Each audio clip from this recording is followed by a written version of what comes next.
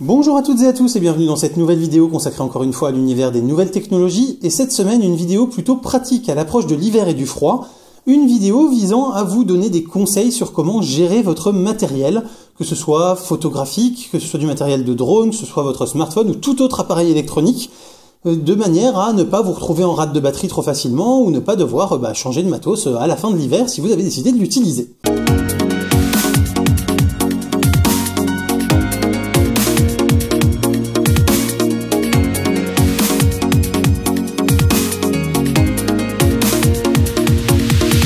Premier conseil, emballez votre matériel. Mettre une coque autour de son téléphone, mettre un emballage néoprène autour de son appareil photo ou de ses objectifs, même des petits stickers en fait sur un drone peuvent déjà avoir un effet pour réduire la température de l'objet en lui-même. Toute couche que vous allez rajouter va vous permettre de rajouter une couche d'isolation, et même si elle n'est pas ultra performante, elle va vous permettre en fait d'éviter l'écart thermique pour l'électronique, et donc de lui permettre de mieux fonctionner. Que ce soit la batterie, que ce soit les systèmes à l'intérieur, ça va éviter la condensation, ça va éviter les changements de température trop brusques, etc. Et ça ne pourra être que bénéfique pour votre matériel. Conseil numéro 2, choisir son sac en conséquence. En effet, au-delà de l'emballage du matériel pendant que vous l'utilisez, il y a aussi l'emballage du matériel quand vous ne l'utilisez pas.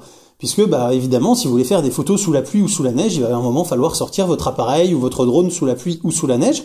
Mais le reste du temps, il n'est pas utile de l'exposer pour rien. C'est-à-dire que tant que vous n'avez pas besoin de l'utiliser, il vaut mieux qu'il soit très très bien protégé, de manière à n'être exposé que sur la stricte nécessité de votre projet ou des images que vous voulez sortir. Et donc, avoir un bon sac, c'est une gageure en fait. Il va vraiment falloir que vous le choisissiez correctement, avec du tissu perlant essentiellement, des fermetures éclairs dont les ourlets en fait de protection sont sur l'extérieur pour améliorer en fait l'étanchéité du sac. Le tissu, s'il est aussi anti-déchirement, c'est pas mal, ça évitera s'il y a quelque chose, une branche ou quoi que ce soit qui passe un petit peu à travers, d'avoir ensuite des très gros trous qui peuvent laisser passer l'humidité. Et bien sûr, une housse qui peut être ajoutée par-dessus le sac pour le rendre encore plus étanche, c'est toujours bienvenu. Ça permet vraiment de garantir un peu les choses. Et après, voilà, quand vous allez bien sûr devoir utiliser votre matériel, il va falloir l'exposer, mais au moins vous allez lui permettre d'avoir des temps d'exposition qui soient les plus faibles possibles, d'être sûr qu'il n'y ait pas trop d'humidité dans l'espace de stockage qui pourrait venir créer des champignons par exemple sur les objectifs ou un peu d'oxydation sur les circuits électroniques, et ça sera toujours beaucoup plus sain pour votre matériel sur le long terme, y compris quand vous ne l'utilisez pas aussi. Si vous l'avez mis dans un bon sac, qu'il est bien pensé, bien mis en œuvre, ça va vous permettre d'éviter que votre matériel ne vieillisse mal en attendant par exemple la saison d'utilisation d'après. Et donc si je devais résumer, ne lésinez pas sur le prix en fait de votre sac. Ce serait dommage de vouloir économiser 40 ou 50 balles sur le prix d'un très bon sac et d'en prendre un moyen à la place pour ça, alors que vous allez y mettre des centaines voire des milliers d'euros de matos dedans. Ces milliers d'euros de matos nécessitent une protection à la hauteur des enjeux. Conseil numéro 3, anticipez les transitions thermiques. En effet, c'est là que votre matériel va le plus souffrir, essentiellement quand vous allez revenir du froid vers le chaud, plus que l'inverse. C'est-à-dire que si par exemple vous sortez de la chaleur et que vous allez vers l'extérieur, le matériel va avoir tendance à plutôt bien se comporter parce que les phénomènes physiques en jeu ne sont pas très méchants. Par contre, quand vous allez rentrer avec un matériel très froid, là où il fait chaud, il va y avoir un effet de condensation assez important qui peut créer de l'humidité à l'intérieur d'un objectif, à l'intérieur d'un appareil photo, à l'intérieur de la carcasse du drone. Et vous allez rapidement pouvoir vous retrouver avec des choses qui s'oxydent, avec des champignons qui se mettent, etc. Et ça va être très mauvais forcément pour votre matériel. Donc le conseil en fait, c'est que vous allez utiliser donc votre matériel essentiellement à l'extérieur et vous allez vous arranger pour toujours le remballer à l'extérieur. Donc si vous allez par exemple faire une séance photo où vous allez lancer votre drone au milieu de la neige et des températures assez basses, vous allez en fait ouvrir votre sac à l'extérieur, vous allez laisser prendre un peu le matériel, la température quand même, vous allez l'utiliser et avant de rentrer dans le chaud, donc le chaud ça peut être aussi bien la maison que la voiture, on n'y pense pas suffisamment, mais avec le chauffage dans la voiture ça peut faire un choc thermique méchant. Vous allez ranger votre matériel dans le sac avant de rentrer dans la zone chaude. Et si vous devez faire plusieurs arrêts, plusieurs points d'étape en voiture par exemple, et qu'à chaque fois vous re-rentrez dans la voiture qui va être chauffée ou qui est chauffée, il va falloir en fait que vous refermiez bien votre sac. Votre sac va servir un peu de sas thermique qui va maintenir la fraîcheur en fait à l'intérieur, et vous ne réouvrez votre sac pour ressortir votre matériel que quand vous êtes de nouveau dehors. de manière vraiment à éviter des chocs thermiques. Et une fois que vous n'avez plus besoin d'être à l'extérieur et donc dans les températures les plus froides, là vous allez effectivement pouvoir commencer à faire une transition de long terme entre guillemets pour pouvoir réutiliser votre matériel en intérieur. Et donc en fait le plus simple c'est uniquement d'entrouvrir un petit peu les fermetures éclairs de son sac et de laisser comme ça l'air se rééquilibrer en température tranquillement. Ça va éviter le choc thermique, ça va permettre d'éviter donc tout ce qui est condensation, etc. et donc de pérenniser un petit peu la durée de vie de votre matériel. Le but de cette vidéo n'étant bien sûr pas de vous interdire ou de vous inciter à ne pas l'utiliser dans la neige ou sous l'eau, puisqu'à partir du moment où on achète du matos, il faut l'utiliser, il faut les traîner. Le but c'est juste de limiter les risques là où il n'y en a pas besoin pour votre pratique et pour ramener les belles images que vous voulez ramener. Et pour ceux qui seraient vraiment pressés et qui voudraient par exemple pouvoir après commencer à dérocher ou à traiter leur RAW, et ce que vous faites en fait, c'est que quand vous êtes encore dans le froid, vous sortez vos cartes mémoire de l'appareil et vous les mettez dans une petite poche intérieure. Les cartes mémoire sont beaucoup plus permissives sur les écarts de température, donc vous avez quasiment aucun risque à faire ça. Et ça va vous permettre de laisser votre matériel en sécurité pour qu'il reprenne sa température tranquillement et quand même d'avoir vos cartes mémoire pour décharger vos images et pouvoir commencer à travailler dessus. Conseil numéro 4. Protégez vos batteries en attendant de les utiliser. C'est hyper important, puisque s'il y a une partie de notre matériel électronique qui ne supporte vraiment pas bien le froid, c'est vraiment les batteries. En effet, les batteries, quand elles sont exposées à des températures basses, perdent énormément en capacité, et quand elles sont en train d'être utilisées, en général, c'est quand même un petit peu moins radical, puisque leur utilisation en fait produit de la chaleur. Il y a vraiment des réactions qui sont donc exothermiques, ce qui va permettre en fait aux batteries qui sont en train d'être utilisées d'avoir quand même un certain maintien en température. En plus, par exemple, dans un appareil photo ou dans un téléphone, elles sont quand même à l'intérieur de l'objet, donc il y a quand même quelques couches de matière qui empêchent un petit peu le froid trop important de les atteindre, et donc ça permet en général de les maintenir à des températures de fonctionnement relativement correctes. Sur les drones, par exemple, ça va être un petit peu moins vrai, puisque la batterie est quand même assez exposée sur l'extérieur, même si c'est pas les cellules en elles-mêmes qui sont exposées, il y a quand même des couches de plastique, etc. Mais c'est peut-être un petit peu moins vrai sur un drone. Par contre, la batterie que vous n'utilisez pas, elle, si vous la laissez à une température proche de 0, voire négative en attendant de l'utiliser, vous avez de très gros risques que vous vous retrouviez avec une batterie quasi vide. Donc le froid déchargeant quand même plutôt les batteries et les batteries n'aimant pas ça, prévoyez déjà plus de batteries que nécessaire dans des conditions normales et surtout protégez-les avec par exemple quelque chose qui vous permette de les mettre dans vos poches ou contre vous pour qu'elles aient la chaleur corporelle pour les protéger en attendant de les utiliser. Et prévoyez toujours aussi, si ça vous est possible, un système de secours pour les recharger. Un chargeur allume-cigare, une batterie externe, des choses comme ça, pour que ça puisse vraiment vous permettre d'avoir plus de chance quand même de ne pas tomber en rade si le coup de froid est vraiment mauvais pour elles. Sachez également donc que les batteries ne perdront pas d'autonomie à long terme à être utilisées dans le froid, sauf des cas très extrêmes de température extrêmement basse, et que normalement, une fois qu'elles ont subi un cycle de recharge à température normale, si vous les réutilisez ensuite, elles auront leur pleine autonomie, il n'y a pas de souci là-dessus. Conseil numéro 5, multipliez les batteries. Comme je vous le disais, les batteries n'aiment pas le froid, il va donc falloir anticiper ce facteur, puisque sinon vous allez forcément vous retrouver en rade d'autonomie de batterie, que ce soit sur un drone ou sur un appareil photo. Et il n'y a rien de pire que d'être enfin arrivé sur un super spot pour faire une belle photo de paysage, ou de voir l'animal que vous traquez depuis des heures ou des choses comme ça, et de pas pouvoir shooter faute de batterie. Donc il va falloir que vous les multipliez, que vous preniez de quoi les recharger éventuellement en secours, et surtout donc que vous les protégez bien du froid pour ne pas qu'elles perdent d'autonomie en attendant leur usage. N'hésitez pas à acheter des boîtes spécifiques pour ça, pour les stocker, ou à les mettre dans votre sac photo, qui sera une très bonne protection. Conseil numéro 6, prenez des marges de sécurité. Et oui, encore sur les batteries. J'insiste lourdement sur les batteries parce que c'est vraiment le gros point faible quand on utilise son matériel par condition de temps très froid. En effet, la perte d'autonomie, elle est vraiment massive. C'est-à-dire qu'une batterie qui, par exemple, sur un drone pourrait vous permettre un vol de 25-30 minutes sur des conditions optimales, il sera pas rare d'avoir une batterie qui finalement ne va tenir que 10 ou 15 minutes en termes de conditions de vol quand on est dans des températures très froides. Donc il va vraiment falloir que vous preniez des marges de sécurité importantes. Alors autant sur un appareil photo, si vous avez prévu d'autres batteries, au pire ça vous lâche au moment où vous alliez shooter, vous risquez peut-être de rater le bel instant sur de la photo animalière ou des choses comme ça.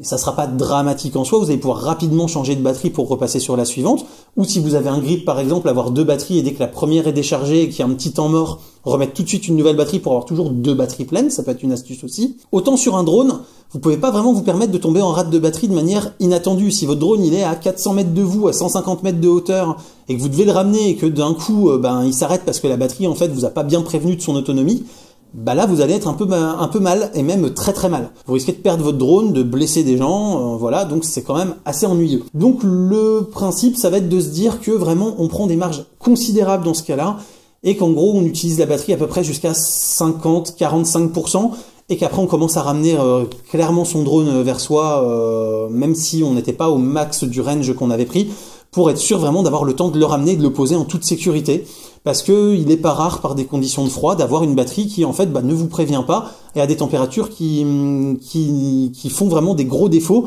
et d'un coup alors qu'elle vous disait qu'il restait encore 20-25%, vous voyez que les tensions sont pas mal, la tension s'écroule, le drone risque de s'arrêter, ou voilà, et vous risquez d'avoir des gros soucis. Donc prenez des très grosses marges de sécurité, surtout sur des objets que vous n'avez pas en main avec vous. Conseil numéro 7, du silica gel, ton ami tu feras. En effet, après une rude épreuve, votre matériel, même s'il résiste bien à l'humidité, le mieux, ça reste quand même de pouvoir le sécher et l'assécher comme il faut. Et pour ma part, j'ai toujours des petits sachets de silica gel qui sont dans mon sac photo, ce qui fait que dès que je vais avoir bien essuyé mon matériel et que je vais le ranger dans le sac, eh bien les restes d'humidité qu'il peut encore y avoir sur le matériel ou dans le matériel vont être très rapidement absorbés par ce silica gel. Ça permet vraiment d'avoir quelque chose de sécure et d'avoir un stockage de matériel même sur le long terme, qui fait que même s'il y a des variations hygrométriques dans votre maison ou des choses comme ça, eh ben vous n'aurez pas de soucis avec le matériel, il vieillira bien parce qu'il sera sans arrêt en fait avec quelque chose qui absorbe l'humidité. Bien évidemment, si le silica gel est très exposé à l'humidité, il va falloir entre guillemets le régénérer. Il suffit juste de le mettre dans une zone un peu plus chaude pour que l'eau qu'il contient en fait puisse s'évaporer.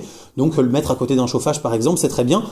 Là où par contre il ne faut pas du tout mettre votre matériel à côté d'un chauffage pour le faire sécher, ça c'est une très mauvaise idée, ça va potentiellement abîmer pas mal de choses. Vous pouvez aussi, si vous ne voulez pas investir dans du silica gel ou faire un truc un petit peu homemade, vous pouvez faire un sac en tissu dans lequel vous allez mettre du riz. Ce riz que vous allez mettre donc dans un des emplacements de rangement de votre sac, et le riz va avoir aussi une tendance naturelle à absorber l'eau, et donc s'il y a de l'humidité dans votre sac, il va avoir une tendance naturelle à assécher l'environnement pour capter l'eau qui y est, et puis voilà, vous changez le riz régulièrement pour être sûr qu'il reste bien sec et qu'il puisse garder son pouvoir d'absorption. Ça peut être aussi une solution. Et après, si vous avez vraiment peur et que vous voulez vraiment des trucs très proches de votre matériel, vous avez aussi par exemple des bouchons d'objectifs ou des choses comme ça qui ont des sacs de silica gel ou de gel de silice ou de poudre de silice qui sont intégrés et qui vont permettre comme ça d'assécher les choses. Si votre matériel a vraiment pris beaucoup l'eau et qu'il s'est arrêté à cause de l'humidité, le premier conseil c'est d'abord donc de couper tout ce qui peut être électrique, vous coupez l'alimentation, vous retirez les batteries. Si elle est accessible facilement, vous retirez aussi tout ce qui est pile qui permet de maintenir les réglages quand l'objet est éteint, etc. Et vous mettez ça dans un sac en plastique avec beaucoup de riz, vous blindez vraiment le riz autant que possible. Vous le laissez une bonne nuit et vous testez le lendemain. Si l'appareil repart, tant mieux, même s'il faut se dire que en termes de fiabilité, vous aurez quand même des risques, parce qu'il y a quand même de forts risques qu'il y ait eu le temps qu'il y ait des petites oxydations qui se fassent et que ça peut vous générer des merdes après. S'il repart pas, c'est qu'il y a vraiment eu trop d'eau et que vous avez été un peu trop long à couper tout ce qui était alimentation pour réussir à sauver votre matériel. Conseil numéro 8, ne vous oubliez pas. En effet, je vous parle de protéger votre matériel, mais pour que le matériel soit bien utilisé, il va falloir que vous soyez confort dans le froid. Il va donc falloir vous protéger vous aussi et vous protéger correctement. Pour les photographes ou les pilotes de drone, il va falloir que vous ayez par exemple le bout des doigts libre. Donc ce qui peut être intéressant, c'est d'avoir donc des gants pour quand vous n'avez pas besoin d'utiliser le matériel, et en dessous d'avoir des sous-gants qui soient en soie. C'est très fin, ça permet d'avoir quand même une bonne préhension pour sentir ses commandes, et ça peut permettre comme ça de garder les mains un peu plus au chaud quand on retire ses gants, faire sa séance de vol ou ses quelques shoots et remettre ensuite ses gants quand on n'a plus besoin pour re-maintenir les mains au chaud. Ça peut être une technique. Pour ceux qui ont vraiment besoin d'avoir l'appréhension sur la peau, vous pouvez trouver la même chose pour les sous-gants en soie mais en mitaine pour avoir le bout des doigts qui soit coupé. Ça peut être aussi une solution.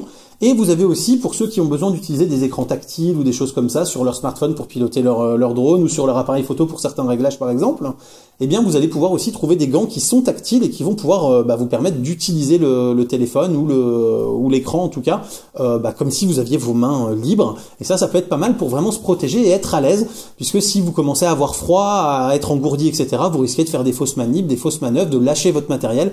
Et c'est vraiment ce qu'on tient à éviter dans ce genre de cas. Au-delà des mains et des autres extrémités qu'il faut le protéger le mieux possible parce que c'est là que ça se refroidit le plus vite, il va aussi falloir penser à avoir des habits plutôt techniques et respirants. C'est ce que je vous disais tout à l'heure, de manière à ce que le matériel que vous allez protéger en fait du froid à certains moments puisse respirer avec vous. Déjà, vous vous sentirez forcément mieux si vous avez des habits qui respirent et qui vous permettent comme ça d'évacuer un peu toute l'humidité que vous allez produire pendant l'effort. Et votre matériel, ça lui évitera donc de nager là-dedans dans cette humidité ambiante et ça lui permettra de mieux vieillir. Donc, essayez des trucs type Gore-Tex ou équivalent, des choses assez respirantes, des fringues de sport en fait, pour pouvoir vraiment être à l'aise et que mettre votre matériel à l'aise. Et enfin, conseil bonus, conseil numéro 9, le sac congélation, c'est une idée que tu oublieras. J'ai vu beaucoup de sites qui relaient largement cette technique et pour moi, elle n'est pas adaptée. C'est une technique qui dit, si vous voulez rentrer votre matériel dans un endroit chaud et éviter les risques de condensation, mettez-le dans un sac congélation. Comme ça, la buée en fait va se former sur le sac congélation plutôt que sur votre appareil et ensuite vous allez pouvoir le laisser se réchauffer tranquillement. Le problème de cette technique, c'est que quand ça va condenser sur le sac, vous allez vous retrouver avec des gouttes d'eau réelle et plus juste l'humidité ambiante qui était autour de votre appareil, qui vont se retrouver en contact avec votre matériel. Et si votre matériel n'est pas tropicalisé et pas adapté à ça au départ, c'est pas forcément une très bonne idée de le laisser macérer là-dedans. C'est pour ça que mon vrai bon conseil, c'est de revenir dans ce que je vous ai dit tout à l'heure, de laisser ça dans votre sac, d'entrouvrir votre sac. Vous avez en plus le silica gel qui aura été mis à l'intérieur, qui va faire office, ou le riz, qui va faire office d'absorbant pour l'humidité. Vous laissez la transition se faire tranquillement. Si vous avez bien essuyé votre matériel avant, en plus pour limiter la quantité d'humidité, le silica gel ou le riz va avoir tout le loisir de pouvoir absorber tout ce qui reste sans aucun souci. Et vous êtes juste patient, vous attendez une petite heure, 2 petites heures que le matériel se rééquilibre en température et ce sera absolument parfait. Mais laissez son matériel dans un sac plastique avec de l'eau qui se forme sur les parois avec la condensation, c'est sans doute la pire chose que vous pouvez tenter si vous avez envie en tout cas de flinguer votre matériel, vous pouvez y aller. Le seul cas où votre sac congélation va vous être utile, c'est le cas où je vous disais tout à l'heure, vous allez devoir noyer votre matériel dans du riz pour essayer de le sauver parce qu'il a eu vraiment beaucoup d'humidité. Parce que là, vous allez en fait mettre votre matériel et du riz dans le sac plastique et vous allez en fait fermer le sac pour être sûr que le riz ne s'amuse pas à absorber l'humidité ambiante, mais uniquement l'humidité de votre matériel. Et pour vraiment essayer de l'assécher. Et là, oui, le sac plastique peut être un allié de choix pour pouvoir faire le nécessaire et essayer de sauver votre matériel. J'espère en tout cas que cette vidéo vous aura plu et vous aura appris des choses, que vous vous sentirez mieux armé pour utiliser votre matériel, mais surtout, ne soyez pas non plus trop protecteur. Le matériel, il est fait pour être utilisé. Surtout aujourd'hui, sur le matériel électronique qui a tendance à se renouveler relativement rapidement. Si on achète un appareil photo pour ne jamais le sortir quand il y a le moindre risque de neige ou de pluie et ne faire aucune photo, c'est dommage puisqu'on sait que de toute façon, dans 2, 3, 4 ans, on va sans doute changer de boîtier, on va renouveler son matériel et donc autant l'avoir utilisé et étrenné pendant la période où on l'a possédé. En tout cas, si cette vidéo vous a plu, pensez au fameux clap que je vous mets systématiquement en bas de l'image, le commenter, liker, vous abonner et partager. N'hésitez pas à faire un tour sur Tipeee pour me soutenir financièrement également. Je vous dis à très bientôt pour plein de prochaines vidéos photos, techno, informatique et jeux vidéo qui font le contenu de la chaîne au quotidien. D'ici là, continuez de rester curieux et de regarder des vidéos sur YouTube. Salut à tous, bye bye.